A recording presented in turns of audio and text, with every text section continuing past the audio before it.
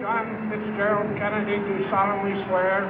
I, John Fitzgerald Kennedy, do solemnly swear. That you will faithfully execute the office of President of the United States. That I will faithfully execute the office of President of the United States. And will, to the best of your ability. And will, to the best of my ability. Preserve, protect, and defend the Constitution of the United States. Preserve, protect, and defend the Constitution of the United States. So help you God. So help me God.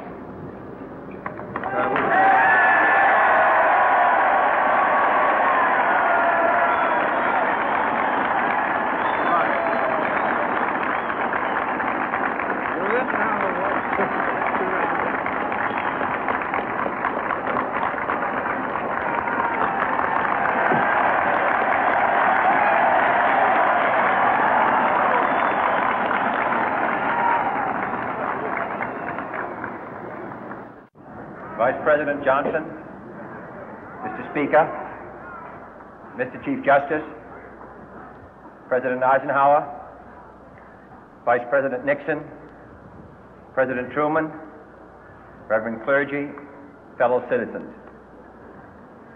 We observe today not a victory of party, but a celebration of freedom, symbolizing an end as well as a beginning, signifying renewal as well as change. For I have sworn before you and Almighty God the same solemn oath our forebears prescribed nearly a century and 3/4 ago. The world is very different now, for man holds in his mortal hands the power to abolish all forms of human poverty and all forms of human life. And yet the same revolutionary beliefs for which our forebears fought are still at issue around the globe. The belief that the rights of man come not from the generosity of the state, but from the hand of God. We dare not forget today that we are the heirs of that first revolution.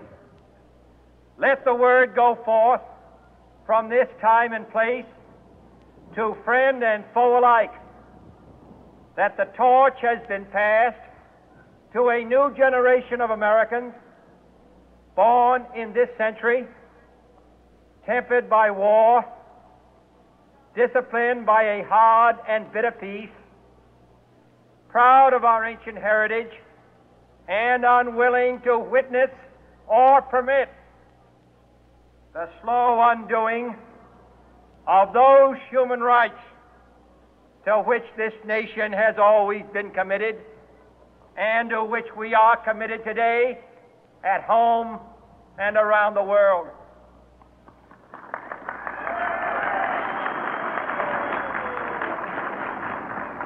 Let every nation know, whether it wishes us well or ill, that we shall pay any price, bear any burden, meet any hardship, support any friend, oppose any foe to assure the survival and the success of liberty.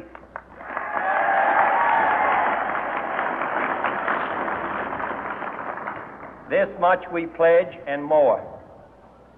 To those old allies whose cultural and spiritual origins we share, we pledge the loyalty of faithful friends. United, there is little we cannot do in a host of cooperative ventures. Divided, there is little we can do, for we dare not meet a powerful challenge at odds and split asunder. To those new states whom we welcome to the ranks of the free, we pledge our word that one form of colonial control shall not have passed away merely to be replaced by a far more iron tyranny. We shall not always expect to find them supporting our view, but we shall always hope to find them strongly supporting their own freedom, and to remember that in the past, those who foolishly sought power by riding the back of the tiger ended up inside.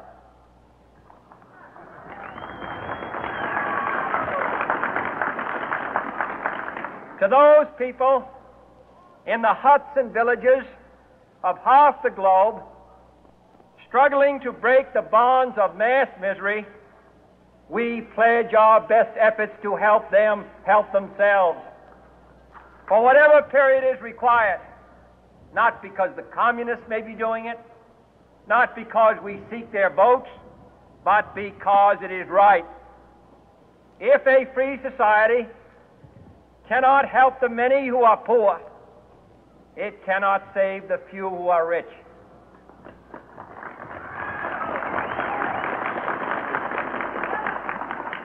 To our sister republics south of our border, we offer a special pledge to convert our good words into good deeds, in a new alliance for progress, to assist free men and free governments in casting off the chains of poverty. But this peaceful revolution of hope cannot become the prey of hostile powers. Let all our neighbors know that we shall join with them to oppose aggression or subversion anywhere in the Americas. And let every other power know that this hemisphere intends to remain the master of its own house.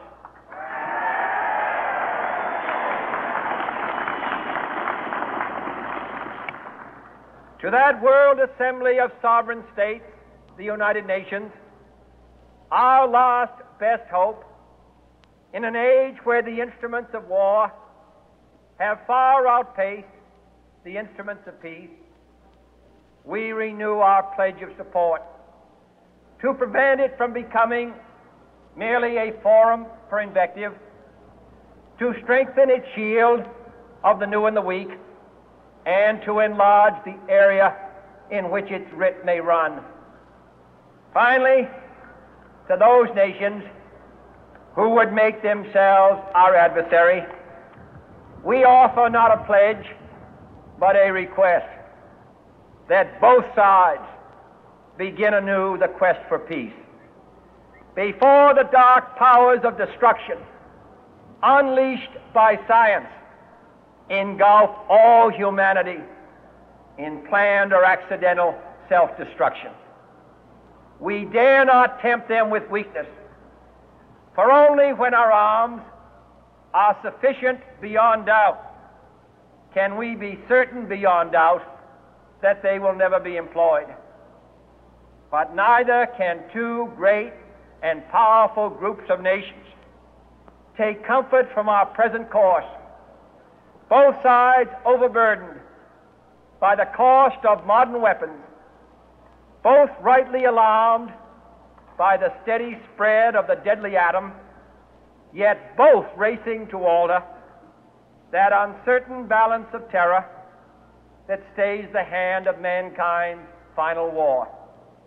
So let us begin anew, remembering on both sides that civility is not a sign of weakness, and sincerity is always subject to proof. Let us never negotiate out of fear, but let us never fear to negotiate.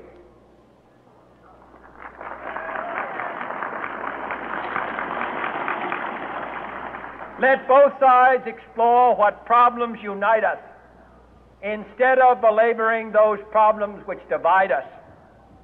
Let both sides, for the first time, formulate serious and precise proposals for the inspection and control of arms, and bring the absolute power to destroy other nations under the absolute control of all nations.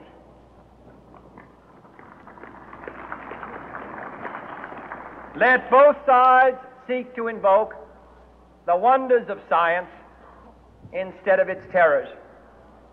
Together, let us explore the stars, conquer the deserts, eradicate disease, tap the ocean depth, and encourage the arts and commerce.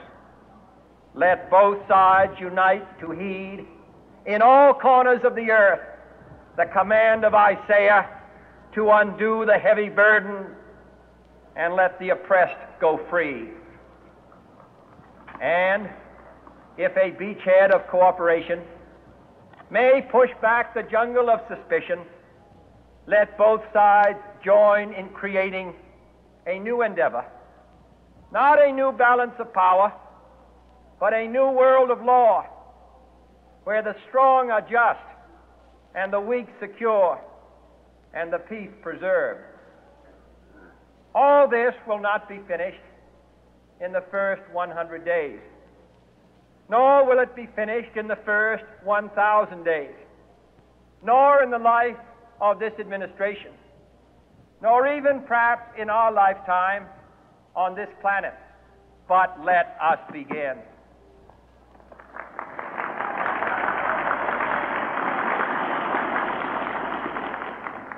In your hands, my fellow citizens, more than mine, will rest the final success or failure of our course. Since this country was founded, each generation of Americans has been summoned to give testimony to its national loyalty. The graves of young Americans who answered the call to service surround the globe.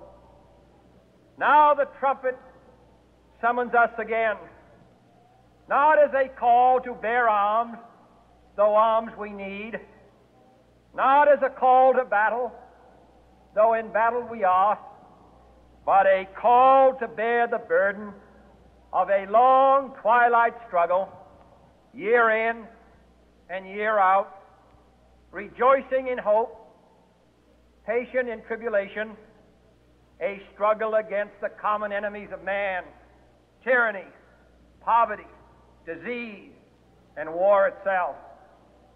Can we forge against these enemies a grand and global alliance,